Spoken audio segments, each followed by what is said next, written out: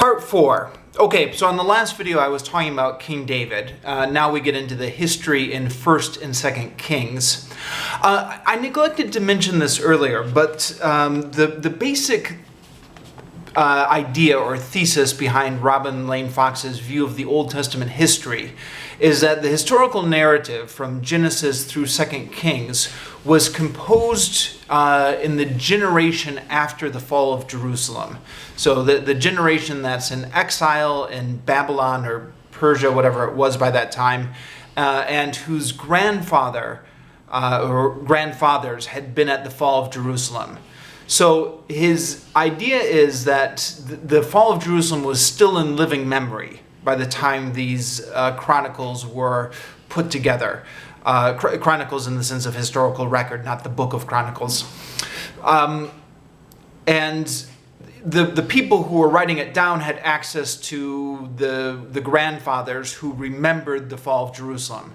So the fall of Jerusalem is still within living memory, and the fall of Jerusalem is the most accurate part of the historical narrative that goes from Genesis to 2nd Kings. The further back in time you get, the less reliable it gets. So the 1st and 2nd Kings are kind of reliable. The King David story, well, like I said, he believes that the court history in the King David story is the primary source. But then the legends of the early David are legendary, and then by the time you get to the conquest of Canaan, of course, that's all made up, and then Moses and the patriarchs is completely the age of myth.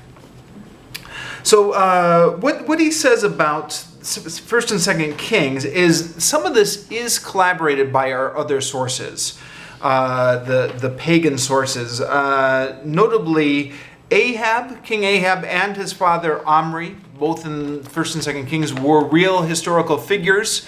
And we do have records of them in other sources, as was Jehu.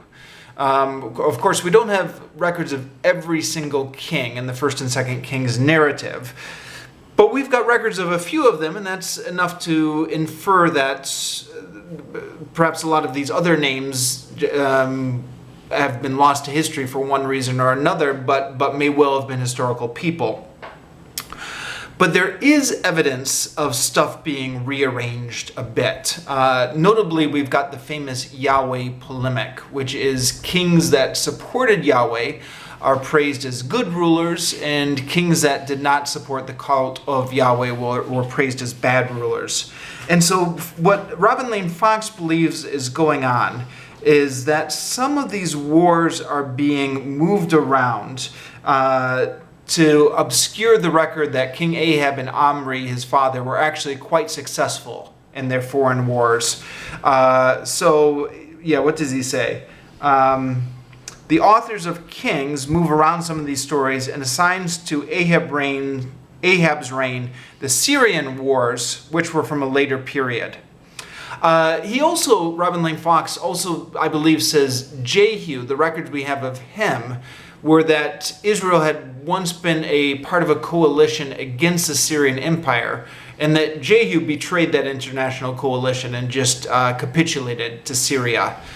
So I think Robin Lane Fox calls him a turncoat on the international affairs front. And that's not in the biblical narrative, although I don't know, it's not clear to me how much the D source would have cared about international politics. It seems more concerned about domestic politics within the state of Israel. Interesting supplementary or complementary to this is from, again, the Yale lecture series. Christine Hayes, in her series on the Old Testaments, also talks about how the history is being rearranged a little bit to fit the polemic. But she uses a different example. She says that the D source, the source that put together 1st and 2nd Kings, has a polemic that the kings that worship Yahweh will prosper, and the kings that don't worship Yahweh will be punished. The problem is the history that D is drawing from doesn't fit this polemic. And again, if you know your Bible stories, this will be familiar to you. Some of the bad kings that don't worship Yahweh actually have long reigns and die at a very old age, where some of the good kings that actually support Yahweh die at a young age in battle quite often, quite violently. And so Christian Hayes says that Dee has come up with the idea of delayed punishment. So sons and grandsons are punished for the sins of their fathers. So if there's a good king who supports the cult of Yahweh and he actually dies quite young in battle, that's actually a punishment for what his father or grandfather did if his father or grandfather was one of the kings that didn't support Yahweh. Which is a bit of a hard theological pill to swallow, the idea that God is punishing the sons and grandsons rather than punishing the actual person who committed the crimes, who committed the sins. So she says that, interestingly enough, Chronicles is just essentially a rewriting of 1st and 2nd Kings, rewrites the history to remove the idea of delayed punishment and tries to clean up the history that way. Okay, then we get to the fall of Jerusalem, which is described in 2nd Kings. And this part Robin Lane Fox feels is completely accurate. He says, in the age of Omri and Ahab, heathen evidence exposes gross distortions in the biblical story and alerts us to the scale of its falsehood. In the last years of Judah, it matches small details of the biblical story, but helps us to balance its interpretation and pick between its datings. The period was still within oral memory of Dee's readers, and there was much less scope, therefore, for liberty with the facts. So, in other words, the earlier part of the 1st and 2nd Kings, we have to go to outside sources from the Bible to see how much the Bible is distorting some of the historical narrative. But for the fall of Jerusalem, we find the Bible a very useful source, which not only fully complements our other sources, but it becomes a very good primary source itself for determining the history around this period. Then we get into the post-exilic period. Now, Fox believes, I'm not sure actually, this is one of my blank spots. So I don't know if he's in the mainstream here or if he's alone on this. Somebody can comment if they know. But Fox believes that 1st and 2nd Chronicles, Ezra and Nehemiah were all put together by the same editor, who was drawing on various sources. Inside these sources, particularly Ezra and Nehemiah, there are, Fox believes, primary documents inside of them, but he makes a muddle of it. For example, in Ezra, was it Ezra or Nehemiah? I don't remember, but the command that King Cyrus issues for the Jews to return to their land, Fox believes that this is actually a primary source. This is actually the King of Cyprus's real decree that's been inserted here, although it's been edited a bit. Why Fox believes that there's so many primary documents in here is not certain. He doesn't really do a good job of presenting the arguments for this, which is not to say he's wrong. And again, I don't really know anything about this period with biblical scholarship. He also believes that the book of Nehemiah contains portions of Nehemiah's memoirs, which would be fascinating to contemplate, that we have surviving in the Bible actual memoirs from the historical Nehemiah, dating back all the way, when was Nehemiah? 4th century, 5th century BC. And it it made me realize something that never really clicked before, is that I think Nehemiah is the only historical narrative in the Bible that's told within the first person. Like, I, Nehemiah, did this. Aside from arguably maybe the we passages in the book of Acts, but those we passages are problematic. We'll get to that a little bit later.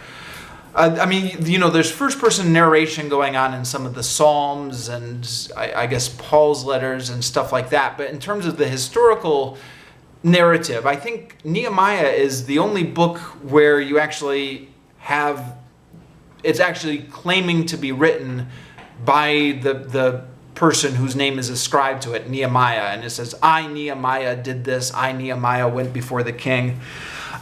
So, yeah, is that really the historical Nehemiah's memoirs? Well, Robin Lane Fox thinks it is, although he admits that the whole story about the cupbearer interceding before the king is a cliche from royal legends. So that part, I guess, is not true. That part has been added later by the editor. But he thinks that portions of it are actually Nehemiah's memoirs. Although, again, he doesn't explain why. And if we're already admitting that portions of it are not true, the whole beginning with the cupbearer interceding before the king, then what's to say all of it's not made up? That part didn't seem particularly well argued to me, although, again, that's not to say it's not true, just I didn't find evidence for it when Fox was presenting it. The book of Esther and Daniel, Fox believes are both historical fiction, so they date from a much later period, and they're not at all reliable documents. And then we get to the New Testament and the birth of Christ. And as I mentioned before, this is actually something that Fox talks about at the very beginning of his book when he's talking about why the Bible is certainly not an infallible document. And goes into great detail on why the legends surrounding the birth of Christ are not historically reliable. For one thing, they appear to have been a later Christian tradition. So there's nothing about the Virgin Mary or Bethlehem or any of that in Paul's letters. Paul's is our earliest historical document. Nor is there anything about the birth of Christ in the Gospel of Mark, and Mark is our earliest gospel. We don't get the birth of Christ until we get to the later Gospels, Matthew and Luke. And interestingly enough, even though Matthew and Luke are copying from Mark, because Mark didn't write anything about the birth of Christ, they come up with two completely separate narratives. Both of them seem to be trying to get around a common problem, and the common problem is Jesus was well known to have come from Nazareth, but the prophecies placed the birth of the Messiah in Bethlehem. So they've got to get Jesus born in Bethlehem, but then growing up in Nazareth. And they both come up with two completely separate ways to get around this. Matthew has Mary and Joseph starting out in Bethlehem. So they're from Bethlehem, they're living in Bethlehem, but then they have to flee out of Bethlehem because King Herod is massacring all the babies under 2 years old. And then eventually they go down to Egypt, and then they're warned in a dream not to come back to Bethlehem because I think Herod's son or something is there. So then they have to go to Nazareth. Luke has a completely different story. Luke has them originally from Nazareth, but they've got to go down to Bethlehem because of this bizarre census that apparently has taken over the whole Roman world, in which everyone has to go back to their ancestral hometown to register. Now, it's interesting. I didn't realize this in Sunday school, but Bethlehem was not actually Joseph's hometown. Bethlehem was Joseph's ancestral hometown because he was from the line of David. Now, David, if you remember your Bible stories, lived and reigned in Jerusalem, as did Solomon, as did all the rest of the Davidic kings. David was originally from Bethlehem, but then he and the rest of his line were established in Jerusalem after that. So Bethlehem was the ancestral home of Joseph because he was from the line of David, then we're talking about a distance of 1,000 years. He's got to go back to where his ancestors lived 1,000 years ago. Now, Bart Ehrman, to pull in Bart Ehrman into this discussion, Bart Ehrman points out that this is just absolutely ridiculous. I mean, if there was a census nowadays that you had to go back to your ancestral hometown from 1,000 years ago, most people, all people, certainly most people, wouldn't even know where their ancestors were living 1,000 years ago.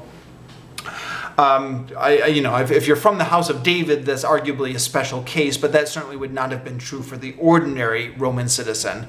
I think Bart Ehrman also points out what a huge encumbrance that would be to the economy. I mean, the economy would just have to stop where everyone went back to their hometowns to get registered.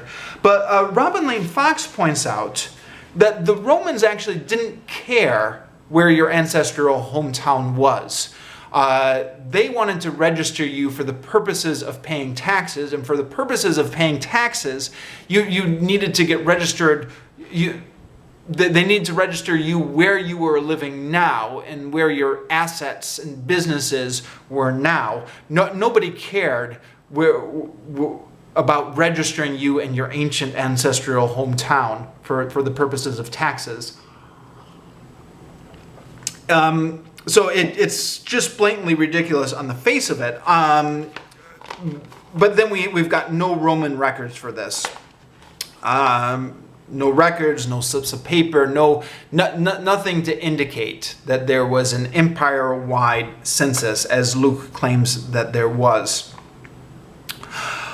Also, the Romans only conducted censuses in provinces they had direct administration over. If it was a client kingdom, they didn't collect tax censuses because the client king would just pass along the tribute, or the client king would take care of the taxes in his kingdom. And at the time, Judea was still a client kingdom of Rome, and Herod would just send an annual tribute. Rome did not tax it directly, hence no taxation. Now, Judea did come under Roman control under Quirinius of Syria in 6 AD. Luke has famously made a mistake with his dating because he says the census took place in the time of Herod the Great and Quirinius of Syria. This is a famous error that's caused a great deal of awkwardness to biblical apologists because King Herod died in 4 BC and Quirinius of Syria was not installed until 6 AD. Now, there was actually a census when Quirinius of Syria came in 6 AD, and we know from Josephus that this census caused resentment among the Jewish population, but it certainly did not require them to move back to their ancestral lands. It was only in Judea, it was not in the whole Roman world that this was required. And even then in 6 AD, it still wouldn't have covered Nazareth because Nazareth was in the town of Galilee, and Galilee was not part of Judea in 6 AD. Galilee was under a separate independent rule. We know about this according to Robin Lane Fox from records of Josephus and also the coins indicated by the coins that were made by the ruler of Galilee. And so even then, people in Galilee would not have had to register with the Roman census. Okay, moving on now to the letters of Peter and Paul. I've already touched on this as something that even in a Christian institution, we were taught that 1st and 2nd Peter and 1st and 2nd Timothy and Titus, 1st and 2nd Peter were not written by Peter, 1st and 2nd Timothy and the letter of Titus were not written by Paul. So yes, Fox believes that along with everybody else, there's no way 1st and 2nd Peter could be written by Peter. The style of 1st and 2nd Peter is highly educated Greek. The Bible says Peter was an illiterate fisherman and would have spoken Aramaic like Jesus. Furthermore, 1st and 2nd Peter seem to be written sometime after the age of Paul, because they refer to Paul's collected letters as if they were already being studied as scripture, and refer to the age of the apostles as something that was in the past. I don't think Robin Lane Fox mentions it. I actually don't remember. But the other awkwardness is 2nd Peter seems to be, well, not seems to be, definitely is, based on Jude. So the writer of 2nd Peter is copying large sections of Jude, which again makes it unlikely that was written directly by the apostle. As for Paul's letters, Fox believes that there are 3 tests that we should use to determine whether Paul's letters are authentic or not. Namely, 1, his sense of history, 2, his style, and 3, his doctrine, or his theology. These are supported by a 4th, which Fox says is less conclusive, and that's the views of early Christian critics and the date at which each letter is known to have existed. Now, it's interesting that Fox uses all these criteria because, again, comparing these to the Yale lecture series, Dale Martin, in his lectures on the New Testament, appears to dismiss 1st and 2nd Timothy as pseudonymous, meaning written by someone claiming to be Paul, but not Paul, based on the style of the letters alone. The Greek style with which 1st and 2nd Timothy is written is completely different than the Paul's other letters, therefore it's not actually by Paul. But Fox cautions, he urges caution with this approach because he says a writer's style can change over time. Or a writer may deliberately adapt a different style or stylistic argument, adapt a different tone. So Fox says that stylistic arguments in and of themselves are not enough, and we have to actually look at the content of 1st and 2nd Timothy. I don't know about this myself, and again, I'm not an expert, but Dale Martin seems to think it's enough just to look at style, and I think Dale Martin makes a fairly good case of that. But the point here is that there is ample evidence to dismiss 1st and 2nd Timothy as not written by Paul, even aside from the style. There's the odd relation between setting and content is confirmed by the letter's teaching. This is quoting from Fox now. They are concerned with a dangerous heresy. So too was the genuine Paul, but they read as if they are looking over their shoulder at a new generation of enemies. Above all, they are concerned with the qualities of a single leader, a bishop, or apparently in the Greek it's episkopos, who is to lead his church. Now, there is no hint of single leadership in the communities addressed by Paul's letters, or described in the eyewitness sections of Acts. Get to the eyewitness sections of Acts later. Bishops were therefore a post-apostolic invention, perhaps when Christian elders could no longer agree with it among themselves. Here too, Timothy is the peg for important post-Pauline advice. Now, again, as I said, even my professors at a Christian college, Calvin College, even they said that 1st and 2nd Timothy were not written by Paul. But they told us that there was nothing dishonest about this. This was just something that was commonly done by philosophical schools. It was a rhetorical device. Everybody understood it. But Robin Lane Fox is having none of this. He's well aware that this argument exists in Christian circles, but he says anything like this is considered dishonest nowadays, and it would have been considered equally as dishonest in antiquity. To quote, "The suggestion of a deliberate pseudonymity on the part of the evangelist need not cause qualms. A great scholar of the gospel's origin has tried to reassure us. The ancient feelings and conventions about the practice were different from ours. This is Fox quoting somebody else who he's going to now rebut. Fox goes on to say, the truth is exactly the opposite, as Paul's experience shows.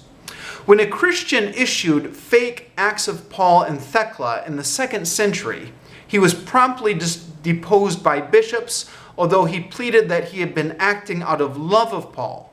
As for the epistles, the problem of false names and forgery was acute. Already in the 2nd epistle to the Thessalonians, Paul had to warn his audience against the possibility of fake letters, which some Christians were trying to mislead their fellow Christians about the end of the world. Several modern scholars have repaid the compliment by arguing that this 2nd epistle is itself a fake, falsely adorning greeting from Paul. That view is not convincing, but this awareness that early pseudo-Pauline letters existed is not misplaced. So there's a little mini controversy that he's brushing over there, which is there are, in the Bible, 13 letters from Paul. 7 of them are undisputed letters of Paul. Meaning everyone agrees, the Christian scholars, atheist scholars, everyone agrees that Paul actually wrote these 7 letters. So they're called the 7 undisputed letters. There are 3 letters that every scholar, again, Christian, atheist, whatever, agree that Paul definitely did not write. And these are 1st and 2nd Timothy and Titus. And then there are 3 letters that are debatable. Some people think Paul wrote them, some people think Paul didn't write them, and that they're currently under discussion. 2 Thessalonians is one of the debated, the contended letters of Paul. Now 2 Thessalonians includes an interesting passage when the author, Paul or whoever, is warning his readers. He says, be careful about all those fake letters which are floating around in my name. That there are people out there who are writing forged documents that they say are from me, but they're not from me.